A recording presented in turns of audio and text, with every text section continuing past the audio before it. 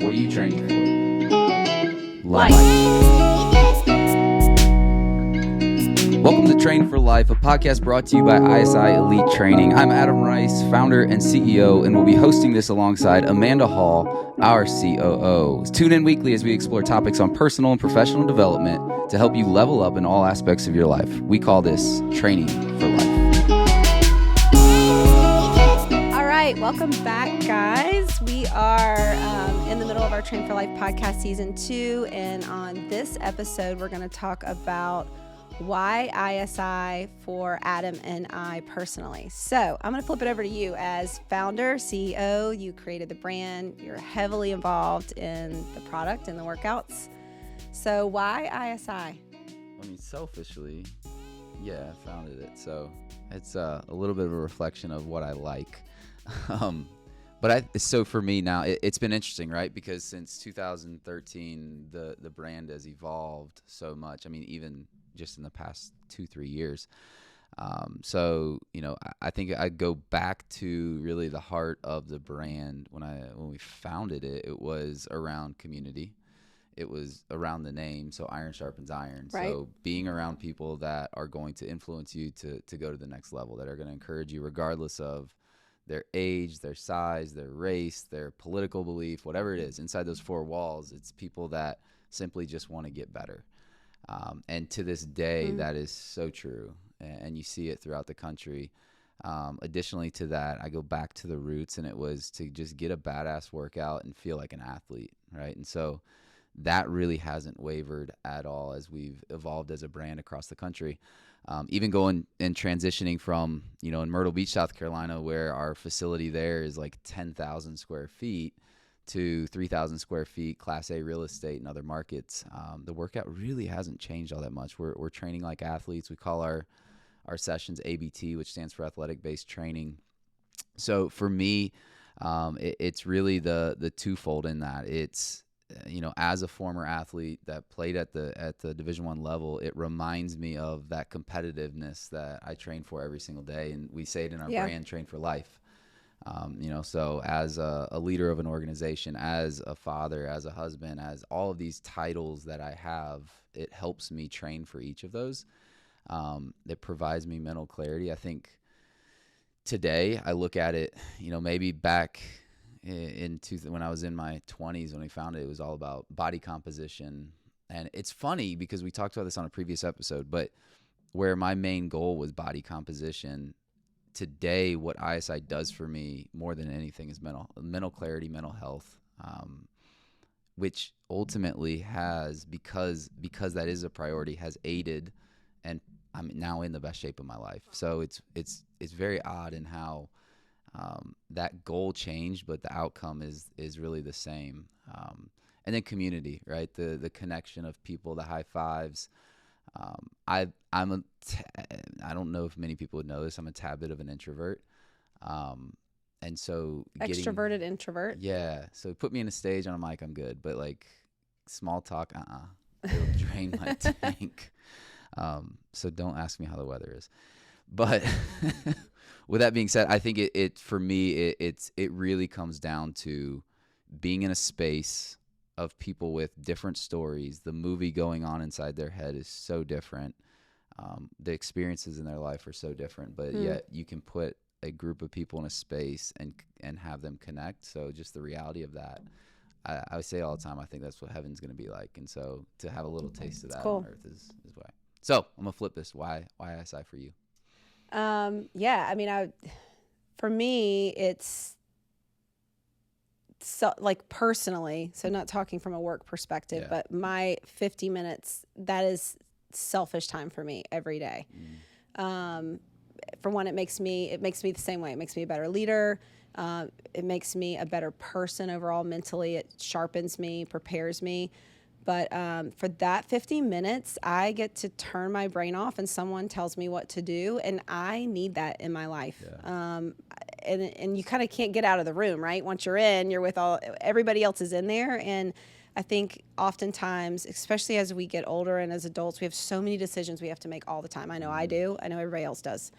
So to go into a room for 50 minutes and have someone pour into me, tell me what to do, Beyond that, the words that, I tell Vinny all the time, he's, a head performance coach at the Dilworth location. But there are days that I go in there and what he says to me completely changes my energy for the rest of the day because I needed it, right? So it's pouring in, and that 50 minutes is selfish. But the outcome of that, yes, do I do it for my body and composition? But I would say the same thing. It's more mental for me than anything. Yeah. And then that's my community. Yeah. Where do you get to go?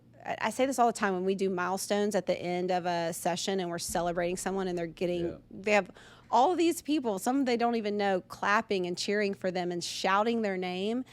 And I did this, I think, on my Instagram stories once, but I was leaving a session and someone had just celebrated their milestone, and one of the other members looked at her and said, "Wow, that's such a big deal." Right. And I'm like, man, like when do you as adults, very rarely do you get in a room where people are cheering you on and shouting you out, and we all need that. So it's that community element, and the way we do it at ISI, I feel like it's purposeful, it's unique, and it's done through a genuine place of team, And we have people come all the time that are looking to open an ISI, and they'll say, so Neil Sterling, what did he say to us after the workout? He goes, I felt like I was back in the locker room, you know, because of the high fives and the team and the, he really like gravitated towards it. And you could tell, like when we started, I could tell he was a little nervous. He'd never done one before. And he's like, I don't know what this is going to do.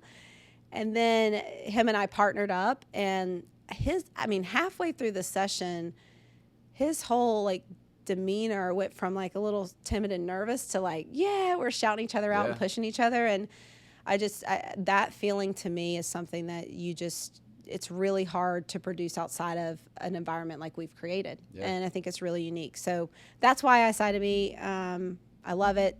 I feel like I'm a better mom, wife, leader, friend. I can't believe the friends I've made and the friends I've brought to ISI that love it. And I honestly, I feel like it is one of the best things I've ever done for my life personally. I agree. Okay. I agree. Before we end, okay. I want to ask you questions. Okay. Speed round. Okay. And I didn't tell you I was going to do this because you never tell me the questions you're going to ask. So I'm going to flip it back. What is your favorite? So through our protocol and programming, we do upper body, lower body, core cardio, full body. Yep. What's your favorite? Full body. What's your favorite day to work out on? Monday, for sure. What's your favorite time of the day to take a session? To take an ISI session is noon. Now, I didn't used to be like that. I used to be like 5 a.m. and I just found like now I get up and move my body in the early morning. So do like fasted cardio or something, go for a walk and then take a session at noon. Yeah. Okay. What's your favorite movement? Box jumps.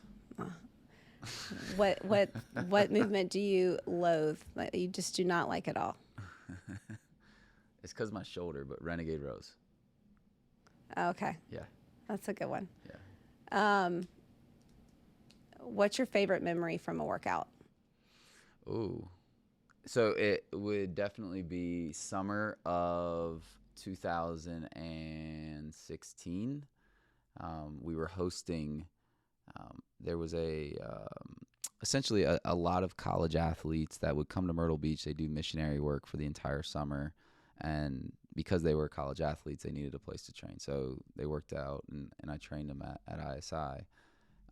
And they had this, you can find it on social somewhere, but after every single workout, they would do this huddle and this chant, and it was dope. I mean, it was so freaking cool. But then the Charleston shooting happened with I forget his name. Yep. But at the church, right? Yep. And I think that was 2017. But we did a big fundraiser, and they were huge advocates in that. And so typically where we were training them and they were doing that chant, we had 100 other ISI members, and they brought all of them, it gives me chills, in, and you could see like that moment was just like one of those moments kind of Never remember forget. through it. Yeah, it's really That's cool. awesome. So it's like the awesome. definition of Iron Sharpens Iron. So, Wow. Awesome. All right. Well, thanks for tuning in. We're just in the heat of mid-season 2, so keep listening. Like we said, we don't always script these. We hope to bringing you more value and along this journey helping you train for life. So we'll see you on the turf.